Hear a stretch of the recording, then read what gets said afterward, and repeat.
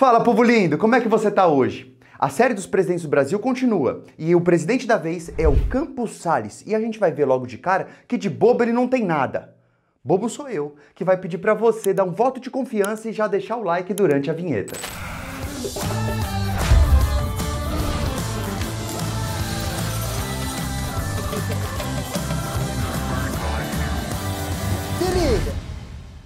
E se você quiser um curso de história bem completo, já entra no site seliga.com.br, porque em cada momento temos uma turma diferente, então vai lá no site conferir qual é a sua turma. Essa videoaula é dividida em 3 partes. Na primeira delas, a gente vai falar sobre o contexto do Brasil de 1898 até 1902. Primeira parte, então, para entender o que está acontecendo no Brasil e no mundo durante essa época. Segunda parte da videoaula, a gente vai falar sobre as eleições do Campos Salles, como é que ele chegou na presidência. E na terceira e última parte, a gente vai finalmente falar das principais características desse governo aí. A nível de curiosidade, foi durante o governo do Campos Salles que os brasileiros viveram a virada do século XIX para o século XX, né? Porque passou de 1899 para 1900 e depois finalmente a virada, né? Que é de 1900 para 1901. Agora, quem será o presidente brasileiro que também passou a virada, só que do século XX para o XXI? Comenta aí se você sabe qual era o presidente do Brasil que estava no mandato enquanto o mundo passava, né? Pela virada de século e de milênio, né? Do século XX para o século XXI. Politicamente falando, o Brasil de mais de 120 anos atrás era muito diferente do nosso, ainda que já fosse uma república. O Brasil era uma república fazia aproximadamente só 10 anos. Então, ainda que a gente já chamasse o Brasil de um país republicano, o acesso da população a essa participação política era muito mais restrito do que o nosso hoje em dia. Economicamente falando, o Brasil estava mal também. O Brasil já tinha passado por uma crise econômica muito grave no início da República, conhecida como encilhamento, e essa crise não foi de todo resolvida.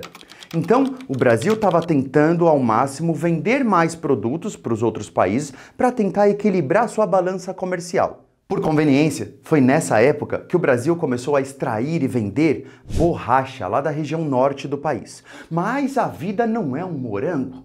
E quem fosse trabalhar nessa atividade, nossa, corria muito risco de vida. É sério, porque além de você poder ficar doente, você também tinha muitos outros maus tratos. Ou seja, o Brasil, enquanto Estado, ganhava dinheiro, ganhava rendas, porque conseguia extrair a borracha e vender. Era a época que a Revolução Industrial estava passando por um momento de muita construção de automóveis. Então a gente não está confundindo com a Revolução Industrial inglesa lá do século XVIII, não. Eu estou falando de uma continuidade desse processo de industrialização de vários países. Então a gente já está falando lá da segunda Revolução Industrial, daqui a pouco a gente já vai chegar na terceira.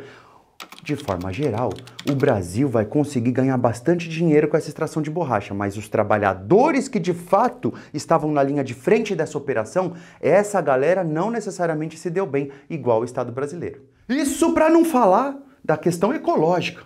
Porque se hoje em dia já é difícil acreditar que o Estado brasileiro se preocupa de fato com o meio ambiente, imagina mais de 120 anos atrás. Isso não era nem discurso, ninguém nem minimamente precisava fingir que estava preocupado com a natureza. Mas e a sociedade? E o povo brasileiro, como é que tá? O povo brasileiro, ele tinha acabado de passar por muita tensão política. A gente teve até guerra. Teve Guerra de Canudos, teve Revolução Federalista, foi muito violento esse processo de início da instauração da República no Brasil. Só que, depois dessas lutas, depois desses conflitos e de muita repressão do Estado brasileiro e de muita morte, o povo brasileiro ficou um pouco mais ressabiado de entrar em lutas de novo. Então vamos lá. Você vai encontrar em livros de história, livros paradidáticos, que, nossa, na época do Campos Salles o Brasil estava em paz, mas cuidado, a gente tem que ficar pensando, peraí, o povo quer uma melhoria de vida, se o povo não está lutando para ter essa melhoria de vida, não está pegando em armas, é porque a repressão do governo pode ser que esteja muito forte também. Então a gente pode até analisar que o momento do governo do Campos Salles foi um momento relativamente pacífico, mas a gente nunca pode esquecer a seguinte pergunta, a que custo foi pacífico? Mas o que nunca mudou, nem nunca mudará, é a cultura brasileira pulsante, dinâmica. Então, o que não muda é exatamente o fato de que ela será dinâmica, de que ela continuará mudando. Não se confunda. Cultura é muito difícil, ou impossível, você encontrar um povo que mantém a sua cultura estática por muito tempo. A cultura é dinâmica, ela se transforma conforme o tempo passa. E nesse momento do Brasil não vai ser diferente. Apenas um exemplo, Dom Casmurro, aquela pedrada de obra criada pelo Machado de Assis, tinha sido publicada naquela época mesmo. Agora a gente vai falar das eleições do Campos Salles. O Campos Salles conseguiu se eleger, isso a gente já sabe, a gente já tem esse spoiler. Mas como é que foi isso aí? Na época não existiam partidos nacionais. Os partidos eram regionais. O partido mais poderoso da época, por exemplo, chamava PRP, Partido Republicano Paulista. Dava na cara que era para defender interesses paulistas. O presidente antes do Campos Salles era desse partido, o Prudente de Moraes, o primeiro presidente civil do Brasil, era desse partido. E aí ele indicou o Campos Salles do mesmo partido ganhou também. E olha como essa república não necessariamente ela é democrática. A pessoa do mesmo partido conseguiu indicar a próxima, que era do mesmo partido, e conseguiu se eleger. Ah, professor, mas isso já existe ainda hoje. É, mas os partidos hoje são nacionais. Então imagina você, uma pessoa brasileira, ter que aguentar alguém de uma região que só vai defender aquela sua região. Então isso é importante lembrar, durante a nossa primeira república, os interesses do centro-sul brasileiro, eles eram preponderantes. E não foi de forma democrática, né? Foi na base da força mesmo. Mas vale lembrar que na época também não tinha reeleição. Por isso que o Prudente de Moraes teve que indicar o Campos Salles, porque senão vai saber, poderia ter sido tudo diferente. Então precisava realmente, no final do seu mandato, indicar a pessoa próxima. Detalhe, na época não havia justiça eleitoral, nem na teoria e nem na prática, porque o mais comum era que o processo eleitoreiro tivesse fraude. Fraude? Fraude. Ah, professor, mas hoje ainda pode ser que tenha alguma fraude. É, mas na época a fraude era a regra, não era exceção. Imagina que você já deve ter ouvido falar que alguém conseguiu um emprego por causa de indicação. Imagina que na época até presidente precisava dessa indicaçãozinha para chegar lá também. Povo lindo, só para reforçar, quando a gente falar de que na época tinha muita fraude, vamos lembrar que na época tinha voto duplo. Então imagina você votar e depois votar de novo, só para garantir, né? E também tinha voto de quem já tinha até partido. Pois é, como é que fizeram isso, né? Psicografaram o voto? Não, escreveram o nome de quem já tinha ido embora e ficou por isso mesmo. Você percebe que o pessoal exagerava na zoeira. E aí o Campos Salles finalmente consegue ser eleito. Quem que disputou com o Campos Salles e ficou em segundo lugar lá? Um tal de Lauro Sodré. E aí, o Campos Salles consegue, ao todo, 420.286 votos. Não dá para saber direito quantas pessoas eram vivas, quantos votos duplicados, mas o fato é que o Campos Salles conseguiu chegar à presidência desse jeitão. Ó como passa rapidão, já estamos na terceira parte da videoaula para falar das características do governo Campos Salles. A primeira característica, o governante chega lá, o Campos Salles vira presidente do Brasil. Qual vai ser a primeira medida dele? É lógico, pedir dinheiro. Ele pediu dinheiro emprestado para a Inglaterra, lá para a família Rothschild. Falou, a gente tá meio mal das pernas, vê um dinheiro aí, por favor, gentileza. Tem como? Aí o pessoal lá ficou meio desconfiado. É, mas vocês, Brasil, não sei não, é um país meio... Ih, a gente da Europa não acha vocês tudo isso. Então tá bom. Então se a gente não pagar, vocês levam as rendas todas do Porto do Rio de Janeiro. Ou então, vocês pegam as rendas todas da alfândega. Nossa, que empréstimo humilhante o Brasil precisou fazer. Esse empréstimo ficou conhecido como Funding Loan, ou na brasilidade a gente pode escrever assim, Funding Loan. E aí hoje você fala assim, nossa, mas que empréstimo humilhante pra gente, né? Mas na época a galera falou, tava certo, tinha que fazer mesmo, o Brasil tava mal das pernas, precisava desse empréstimo mesmo. Quem que vai pagar esses juros? Quem que vai pagar o aumento de custo de vida? A gente, né? A gente vai pagar esse aumento do custo de vida, porque os impostos vão aumentar, as taxas vão subir. Você vai encontrar alguns produtos na época com um selo. Para ajudar o governo na fiscalização, o governo inseriu alguns selos de cobrança, né, de taxações a mais aí. Então algumas pessoas maldosas ou espertas, você decide, elas começaram a chamar o presidente Campos Salles de Campos Selos. Aí bem didático, né? A gente começa a lembrar que, peraí, na época do Campos Salles teve um empréstimo e o custo de vida da galera subiu até que a galera começou a chamar o Campos de Campos Selos. Por coincidência ou não, a maioria dos jornais da época falavam bem do presidente. Tem que fazer empréstimo mesmo, que bonito, que legal, que honra. Aí você fala, ué, por que não tem crítica pro presidente? É que teve uma coincidência, gente. O presidente, ele dava incentivos, ó lá, hein, não vai usar de malícia, incentivos para que as grandes empresas de imprensa tivessem motivações para trabalhar bem e melhor. Olha aí, coincidentemente essas empresas falavam bem do governo. E olha que isso foi usado aí por presidentes muitas outras vezes no Brasil. Então vamos lembrar que uma coisa é aquilo que está impresso, uma coisa é aquilo que está anunciado nos jornais e revistas. Outra coisa é o que nós pensamos de verdade. Por que eu estou dizendo isso? Porque a gente às vezes pode confundir o que é uma opinião publicada, aquela opinião que foi publicada por um jornal, que tem um interesse próprio, do que de fato é a opinião pública. O que nós pensamos é uma coisa. O que a imprensa pensa é outra. Mas o discurso é de que é tudo a mesma coisa. Ó, se tá ali no jornal, se tá ali naquela imprensa, o povo pensa assim. Cuidado, não é verdade. A gente não pode dizer que são a mesma coisa. Opinião pública e opinião publicada. Agora chegou a parte mais importante dessa videoaula, que é para falar daquilo que o livro didático vai falar do Campos Salles, que os vestibulares vão cobrar de você sobre o Campos Salles. Que o Campos Salles é autor de pelo menos 2 políticas, sendo que uma delas a gente vai ver que é uma ilusão, não foi ele que criou não, mas a gente vai ver daqui a pouco.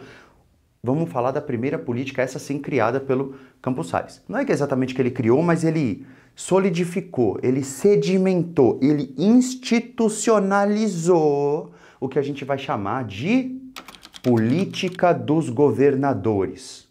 A gente vai entender melhor agora o que é a política dos governadores. Nenhum presidente consegue governar absolutamente sozinho. Sozinho, você não aguenta. Sozinho, você não aguenta pé, você disse. E aí, se ele não aguenta sozinho, ele precisa de apoio, muito apoio.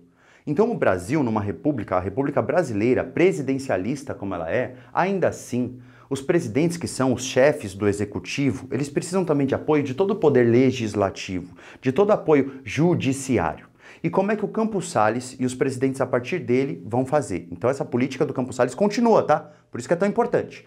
Então o Campos Salles ele vai chegar em cada região, lá no Pará, ele vai chegar na Bahia, ele vai chegar em Minas Gerais, ele vai chegar em vários estados diferentes brasileiros e vai falar assim, olha, quem que manda aqui?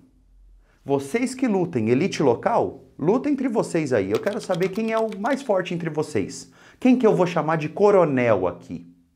Porque eu quero fazer uma aliança com os mais fortes de cada região. E aí essa aliança é uma troca de favores, tá? Eu, presidente, eu dou todo apoio para vocês, coronéis, vencedores dessas lutas locais. Eu vou dar todo apoio para vocês e vou deixar vocês mandarem e desmandarem na região de vocês. Se vocês quiserem até tirar a vida de alguém, não vai nem para julgamento. Os coronéis, eles praticamente eram pessoas acima do bem e do mal, acima da lei. Então, ó, tudo bem, eu passo o pano, eu faço vista grossa para um monte de problemão que vocês vão ter aí. Só que vocês precisam me apoiar e apoiar os meus parceiros. Quem tiver comigo, tá com vocês, a gente vai fazer uma aliança. Ou seja, eu, presidente, vou dar todo apoio para você, coronel. O apoio que você quiser eu te dou. Só que eu preciso que você garanta na sua região, na sua localidade. Você precisa garantir os votos para que os meus indicados, sejam deputados, senadores, governadores, eu quero que vocês votem nos meus indicados. E como é que ele ia garantir isso? Porque na época o voto era aberto. Então conseguiam garantir isso. Os coronéis conseguiam, até com capangas armados, pressionar a população local e falar, ó, você vai votar nessa listinha aqui que eu te dei. Se você não votar e eu vou saber porque o voto é aberto, aí a gente pode te reprimir. Ou seja, na época virou uma grande lei do mais forte. Novamente, vou reforçar, não tem nada a ver na época república com democracia. Na verdade, na época a gente tinha uma oligarquia em formação, oligo pouco, arquia poder, poder na mão de poucos. Então a gente imagina a cena, né? Do coronel chegando na galera e falando, gente, a eleição tá para chegar, aqui tá a listinha de quem eu quero que vocês votem, por exemplo, Cleitinho. Todo mundo tem que votar no Cleitinho. Se você não votar no Cleitinho, eu vou saber. Porque o voto é aberto, então eu vou saber. Detalhe, na época só votava se você fosse homem, se você soubesse ler e escrever. O que dava aproximadamente 5% da população. 4%, 7% da população. Mulheres não votavam. A maioria das pessoas não sabia ler e escrever. A cada 5 pessoas no Brasil, naquela época, aproximadamente só uma iria saber ler e escrever. Então a maioria das pessoas não participavam nem mesmo desse processo eleitoral fraudulento, que a gente pode chamar também de voto de cabresto. Porque você era obrigado a votar em quem te ordenavam votar. Assim como um cavalo tem o cabresto e não pode olhar para o lado, só pode olhar para frente. Então é um controle quase que total do processo eleitoral. Então, para concluir a política dos governadores, a gente agora sabe que havia troca de favores, a gente pode dizer isso de uma forma mais técnica, chique, tá? Essa troca de favores na política brasileira da Primeira República, a gente pode chamar de clientelismo. Será que existe até hoje? Eu não sei. Além do clientelismo, tinha também o coronelismo, né? Essa coisa assim de que um chefe local tinha um poder até abusivo, né? Não precisava nem mesmo respeitar a própria Constituição de 1891, se aquela pessoa ali achasse que precisaria de alguma medida mais energética, digamos assim. Violência. Então, a gente tem que a Primeira República tem todas essas características políticas, né? Então a gente tem a política dos governadores, a gente tem o clientelismo, a gente tem o coronelismo e a gente tem oligarquia. Todos esses termos técnicos são muito bons para a gente entender melhor esse período. Acabou a política dos governadores. Vamos entender agora aquela segunda política que dizem que foi do Campos Salles, mas no fim das contas, ilusão. Na verdade, o Campos Salles nunca lançou essa política. Que política é essa? A chamada, já ouviu falar, política do café com leite. Ouviu falar isso? Antigamente nas escolas falavam tanto isso. Política do café com leite, política do café com leite. A gente aprendia que na época da Primeira República, paulistas e mineiros se revezavam no poder de forma perfeita e organizada. Um acordo perfeito. Trato feito. Ei, mineiro, você vai ser o próximo. Ei, paulista, você vai ser o próximo. Nada disso. Na prática, paulistas querem colocar outros paulistas no poder. Mineiros querem colocar outros mineiros no poder. Pessoas do Rio Grande do Sul querem chegar no poder. Pessoas de Pernambuco, Rio de Janeiro, Bahia também. Então a política do café com leite nunca existiu na prática. É um mito. Puxa, mas não tem nada de verdade nisso? Tem uma mensagem de que na época, de fato, paulistas e mineiros foram protagonistas desse poder político. Eles foram os mais poderosos. Eles foram os mais incisivos nessa cena. Não quer dizer, de fato, que houve esse acordo, esse trato, esse contrato, esse acordo perfeito. Nunca existiu. Você vê que para estudar Campos Salles, que aparentemente você pode pensar assim, Campos Salles nem é dos presidentes mais importantes. É sim, porque no governo dele, a gente organizou, institucionalizou todo um jeitão de fazer política no Brasil. Um jeitão que ficou dependente de troca de favores. Um jeitão que ficou relacionado com o abuso de poder de alguns chefes locais. Então isso tatuou a política brasileira, ficou impregnado na política brasileira. Ainda que hoje a gente esteja falando de um outro mundo, algumas características daquela época ainda nos influenciam. E aí, coronel, firmão, truta? E aí, Salles, nós é elite local, mas demorou, truta, liga nós. Não, jamais vou levar problema pra vocês. Povo a gente resolve com polícia na rua rapidinho também. Aí, presidente, o voto aqui é só nos indicados seus, oposição não atravessa não. Mas na rua, né, não. Porque, às vezes, podia acontecer da oposição vencer. Difícil, quase impossível, mas podia acontecer. E se acontecesse, aí sim, chegava uma instituição chamada Comissão de Verificação dos Poderes. Vamos verificar. Quem ganhou era da oposição? Então teve fraude. Era capaz de ser exatamente quando não tinha fraude que a Comissão de Verificação dos Poderes dizia, aí tem fraude, porque aí os inimigos dos governantes conseguiram vencer. Então essa comissão vinha e anulava e repetia as eleições, até que quem fosse apoiador do presidente, quem fosse apoiador dos coronéis mais poderosos, conseguisse o seu lugar ao sol. Como característica final, eu vou dizer algo que nunca mais existiu no Brasil, só naquela época, tá? Você acredita que existiam pessoas que ficavam tão ligadas emocionalmente a algum político que não queria nem saber o que esse político de fato fazia? Não queria saber sobre o programa político, não queria saber nada. Aquela pessoa é a que eu gosto. Então o que ela fizer eu gosto. Quem for da oposição dessa pessoa eu não gosto. Não importa o que faça, eu não gosto. Mas ainda bem que eu tô falando de um Brasil há mais de 100 anos. Vamos ver se isso vai mudar com o próximo presidente que vai entrar, o Rodrigues Alves. E eu te vejo lá. Um abraço.